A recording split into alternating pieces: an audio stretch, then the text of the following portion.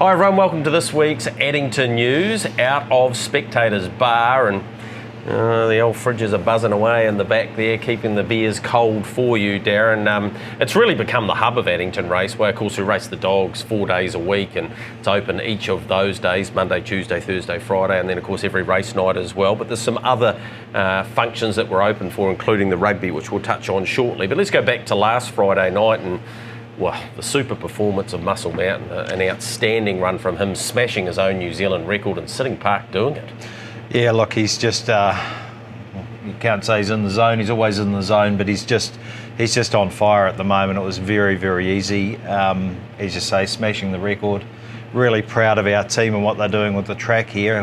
John Denton's up north, of course. Jeff,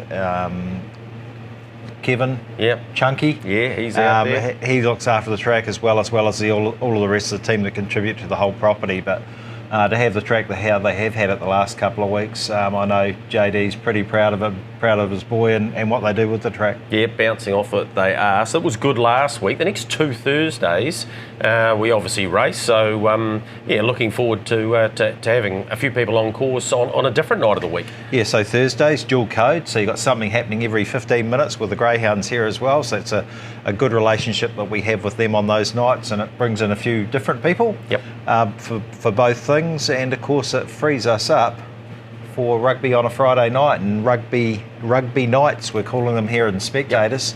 You can come in, grab yourself a burger and a beer for $15 before the game, and it's really popular. There's a lot of people come in here, rock in a bit earlier, sit down, relax, and then just go over to the game. So it's something that people can. And of course, we have the SSTs. If you want to have a bet on the rugby, you want to watch the racing at the same time, it's all on in here, and it is a good atmosphere. And obviously, people are talking rugby, but it's a racing setup, so they're talking racing as well. Yeah, mate. There's people in here at 3 o'clock in the afternoon. Yeah. Game doesn't start till 7, so they come in and have a pizza. Is that you? Yeah, pizza or a bite to eat. Oh, it's not the worst place to be. Absolutely not. Hey, the members' prize draws. Update us on those. Yes, so we're doing those once a month this year, and it culminates in the Thursday meeting this time. So any member that's been coming to the races that has been getting their complimentary drink plus their guest drink on their tickets. They're getting a couple of drinks if they're a member. Also, those tickets put them in the prize draw, which will be drawn this week, along with all of the people that are here this week as well. So a whole lot of things. There's a sweepstake that we do that's got $100 odd worth of betting vouchers. There's trackside dining vouchers, the Spectators vouchers, a few chocolates. Someone will love those. But there's a few things that happen, and that's part of that relationship that we have with our members and rewarding them for being members of the club. All right, we talk about the URB often in this segment, the Ultimate Race Book, and a couple you've highlighted lately. Mandalay Bay was awesome last week, paid $5 for a place, so hopefully people followed you in there, and the race name we're using again this week. We want to get people to go along and have a look at the website and find yourself a bit of information to help you make some money. He actually went quicker than he went the week before. Yeah. He's gone 53.66, I think, his last half. But one of the horses we're going to touch on at the end of the program is Topaz. And I went back and looked at it thinking, well, he must have gone really quick too. But of course, he didn't sprint till he straightened right up. So he's running in a straight line where that happened, whereas Mandalay worked right round the bend, so it's covering more ground. Yep. But yeah, just challenge people to go and have a look, see what they think of that information. As I've said a number of times, it's good finding the horses that are quick home, but it's really good to find the ones that consistently begin quick from a mobile or a stand, and get themselves into the race, into a position. Yeah. And as I say, they're perhaps not always the best horse, some of those horses. Yep. But they put themselves in a 100%, spot. 100%. They land in the front half of the field, not the back half of the field. They're not having to work. Yep, absolutely it is. We're going to do a full meeting preview. Didn't mind a couple though. Always Be Tyron on race number 4. Would have gone pretty close to winning on debut. Just rolled into a gallop about the 450 metre mark and maybe 500 metre mark, and was out of play from there. So, yep, I'd definitely have something on it. And I like All By Myself in the last. I reckon it's worth an each-way ticket too. But we'll do the full meeting preview and go back and have a look at Topaz from last time. Okay, let's get into a full meeting preview. Thursday night, don't forget that. It's Thursday night dual code meeting with the Christchurch Greyhound Club as well. We get underway with our race first race at 5:14. Greyhound starts slightly earlier. So race 1, IRT, Your Horse, Our Passion Trot, 2600, sponsors of the Great Race Creek. Yeah, they are, and we love them being associated with Addington. Of course, the mobile gate, and they're just huge supporters of the code, really, right throughout the country. I thought Magnitude would get its chance from a nice, handy barrier draw, racing a lot better in its recent runs, both at Methven and Rangiora. Hasn't brought that to Addington yet, but won't get too many better opportunities than this. Mighty Logan's always an each-way chance. John Morrison for Dean Taylor.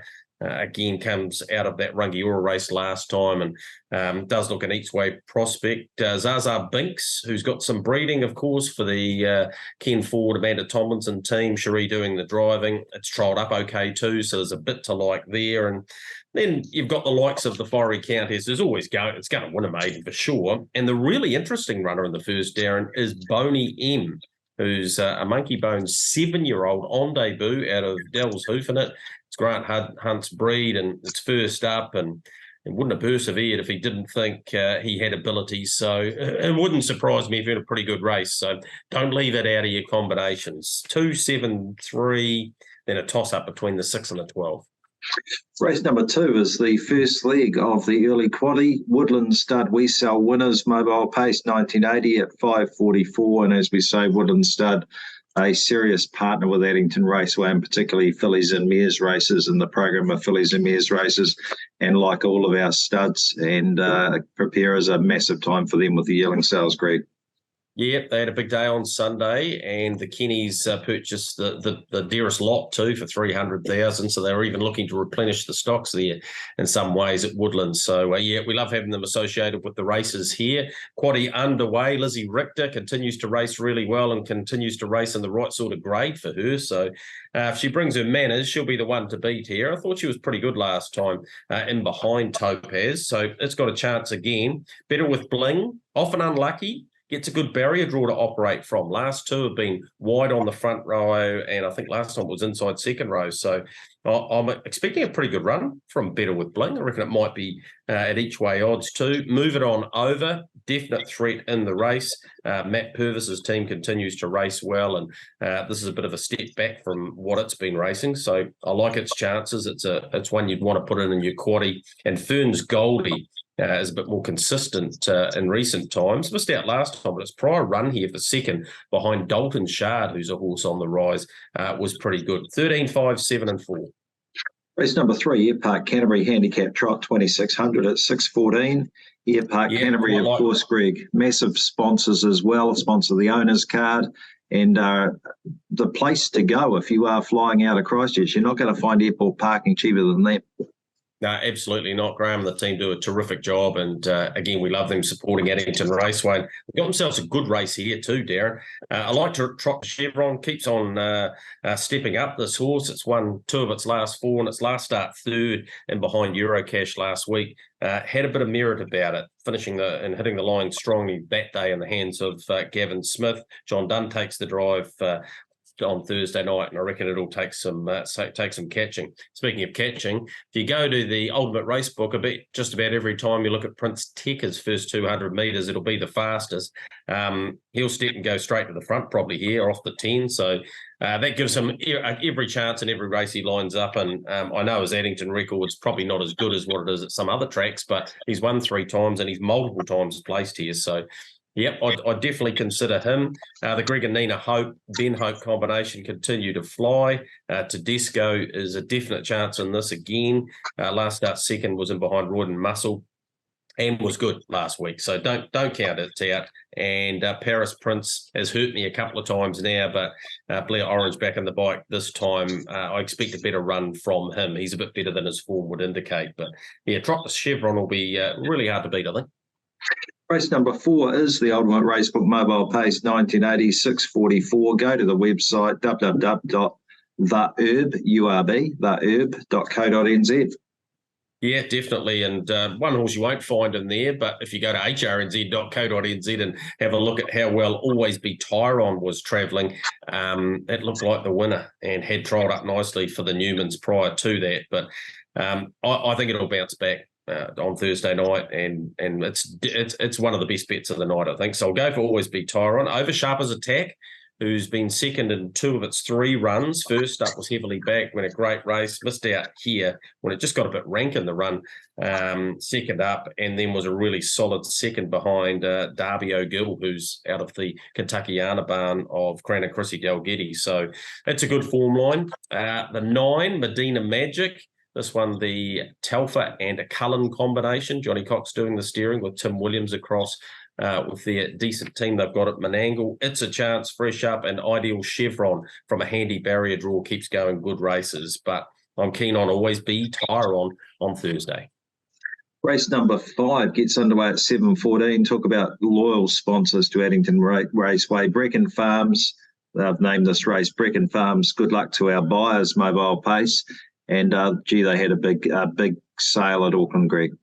Yeah, they did. The 2 top lots, the filly I spoke about that Woodlands purchased off them, and the Almac Colt. I think it was $300,000 for the filly, had a good-looking girl, and about $270 for the Almac Colt. So they had a great sale. And look, he invests heavily in the sport, he and Karen. And whenever you ask Ken to help out, he invariably does. And he's under the pump from a lot of people too. So we really appreciate what he does here at Addington Raceway. And it's great to have him associated with this race, which is a good race. Tack McLeod's unbeaten in 2, but steps up here. Like, it was pretty good last time. Don't worry about that. It beat South Seas Rock, and South Seas Rock then came out and won last week. So the form's been fragged, but Kikarangi Blue's no slouch and was excellent winning at Methven last time, has a very good record here at Addington, has good early speed.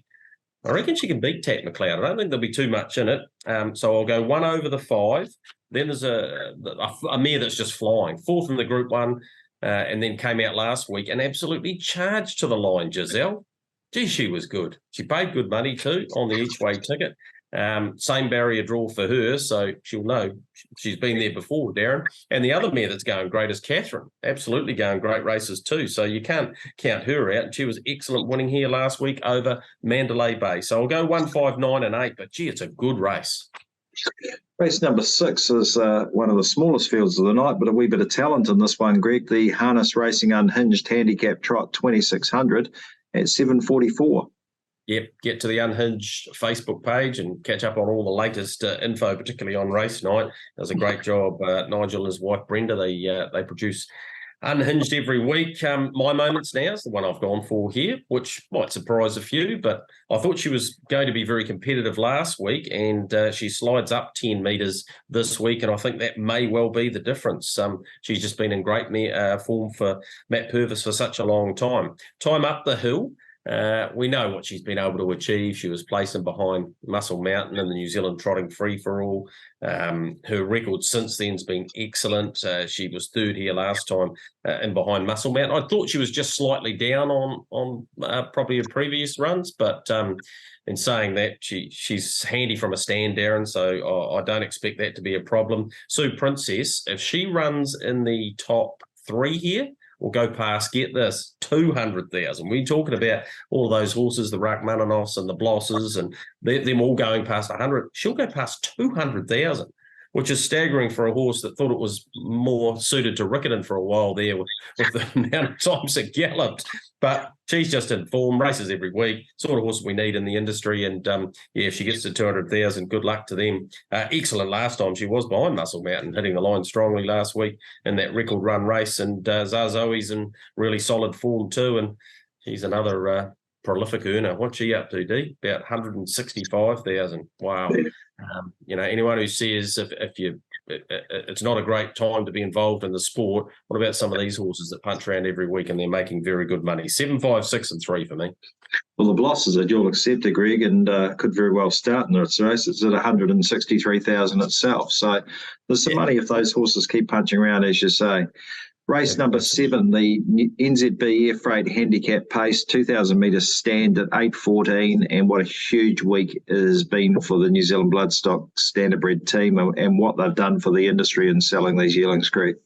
Yeah, 5th sale for them, so they're well ensconced now in that sales arena, and Karaka was excellent on the first day. Few challenges for the trotters. I think we'll see some change there, and they might be intermingled, if you like, with the paces like they always used to be. And, the sale this week in Christchurch, trying conditions for them on the first pacing sale because it was about 30 degrees and then a cooler day on the last day. But, yeah, they're a welcome lift, if you like. They bring a real level of professionalism and, we really appreciate them being involved here at Addington as well. I thought Mighty Louis could win. His three previous wins prior to that second win over a mile last time against race rival Coravelli Star here was excellent, I thought. He made good ground. They went 52. There were a few ticks there, and I reckon if he stepped and found the front here, he'd take all sorts of catching. So I'll go with him. One change was very good last time, that it met with Mighty Louis and wouldn't need to lift much off that performance. It's only 10 metres behind and is the country's leading reinsman, so it's got a good chance.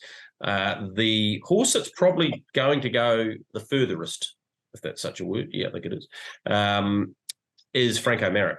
He's got a massive motor. It's tough on him because he's got to step up to this grade pretty quickly, and this is a 2,000-metre stand, which you don't want to get things wrong or even get back in the field, even though it is a small field. So looking forward to seeing him again. And Laver's warming, isn't he? He's warming towards what we know Laver's very, very capable of doing. And if he was able to step and find the front, we might see the best of him this week because he didn't have much luck in that mile race.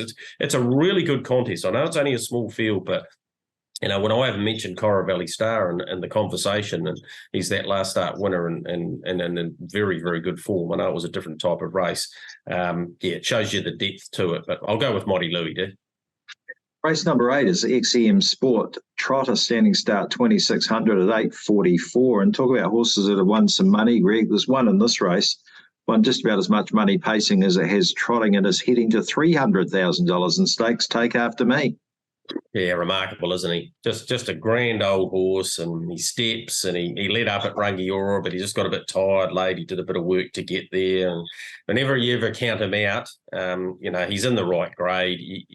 He'll be in the fight throughout. I haven't got him in my numbers this week, Darren, and that's probably the time to get on him, but I went with it so easy. She's got the second row, but I thought she was good last week behind TK Megastar.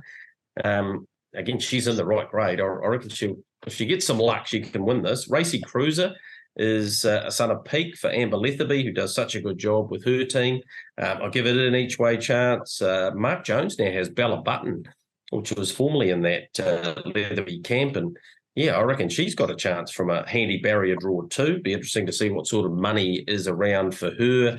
And Blinkin' Bones, I've been following him for a while. I'm expecting him to put his hand up at some stage, and I see the sliding blinds go on this week, Darren. So I reckon Barry Ford's expecting something from him too. So, I reckon it might be a really good place or top 4 chance in the race. But, I'll go each way on it so easy. You got it stablemate, Madeline Stowe there. It's another $100,000 earner. So, there's a few of them about, isn't there?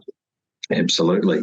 Race number 9, the Commodore Hotel Mobile, 1980 at 9:13. And they've been long-time sponsors of the industry, have looked after a lot of people at the Commodore with that really genuine family atmosphere that they create out there, the entire team. And, they race a few horses, Greg, and have a great time as well.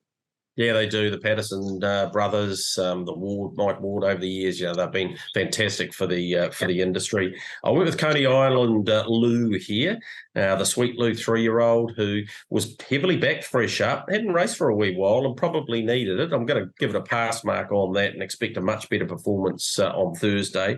So I went for it on top. Major Talk I thought could win last week and probably didn't get where I thought it would be in the run, which was the lead, but got a beautiful run throughout and had every chance. South Seas Rock got up the passing lane and was simply too good for it. So, I reckon it'll be a chance too. Dalton Shard has to continue to step up and has to do it from the outside of the front row here, which won't be easy, Darren, but is certainly in form. And then you've got the likes of Jack Tarr, who we've highlighted on this program before, unlucky last time. Darby O'Gill, who was excellent, and Topaz, who you're going to have a look at the end of this. So, I mean, mentioned better be sharp. It's a really, really tough race to try and work it out. But I'll go with Coney Island Lou, but not a huge amount of confidence. Race number 10 is the First Direct Taxis handicap pace, 2600 at 9:39, Greg. And just remember, I think we've got 6 standing starts on this program. So a wee bit different to where the mobiles are normally ruling the roost, but 6 standing starts and they're always competitive. Yeah, that's where you need to go to the URB and have a look at the ones that begin, Darren, get themselves in the race. One of those I think will do that is All By Myself.